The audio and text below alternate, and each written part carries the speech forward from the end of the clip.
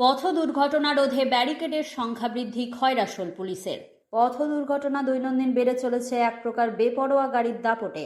সেই দাপট তথা গাড়ির গতিবেগ কমানোর লক্ষ্যে এবং দুর্ঘটনা রোধে এগিয়ে আসে জেলা পুলিশ। যদিও মুখ্যমন্ত্রীর স্বপ্নের সেফ ড্রাইভ সেভ লাইফ কর্মসূচি বাস্তবায়নের লক্ষ্যে বীরভূম জেলা পুলিশের উদ্যোগে ও জেলার প্রতিটি থানার ব্যবস্থাপনায় নিয়মিত জেলা জুড়ে সেফ ড্রাইভ সেভ লাইফ কর্মসূচি পালন করা হয়ে থাকে। গাড়ির চালক সহ পথ চলতি মানুষদের ট্রাফিক আইন সম্পর্কে সচেতন করা হচ্ছে। তবুও দুর্ঘটনার কবলে পড়ে অনেকের প্রাণহানি ঘটছে। রাস্তায় 2 চাকা 4 চাকা সহ বিভিন্ন গাড়ির সংখ্যা অত্যধিক মাত্রায় বৃদ্ধি পেয়েছে। পাশাপাশি আসন্ন দুর্গোৎসব উপলক্ষেও কেনাকাটার তাগিদে বাজার তথা পথের মধ্যে মানুষের যাতায়াত বেড়েছে কিংবা দিন কয়েক পরেই বেড়ে যাবে।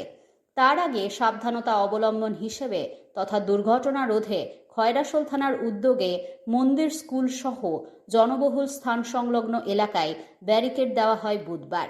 এদিন বর্ধমান জেলা পেরিয়ে ভীমগড় অজয় সেতু সংলগ্ন নাকা পয়েন্ট থেকে শুরু করে গীতা ভবন, পাঁচরা মোড়, পাইগড়া, ইদিলপুর পর্যন্ত।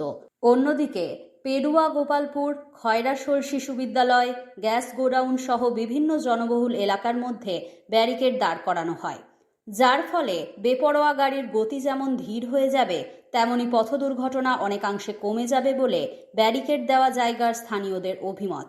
পাশাপাশি ট্রাফিক নিয়ন্ত্রণের দায়িত্বে থাকা সিভিক সহ পুলিশ আধিকারিকদেরও কাজ পরিচালনা করতে সুবিধা হবে বলে মনে করা হচ্ছে।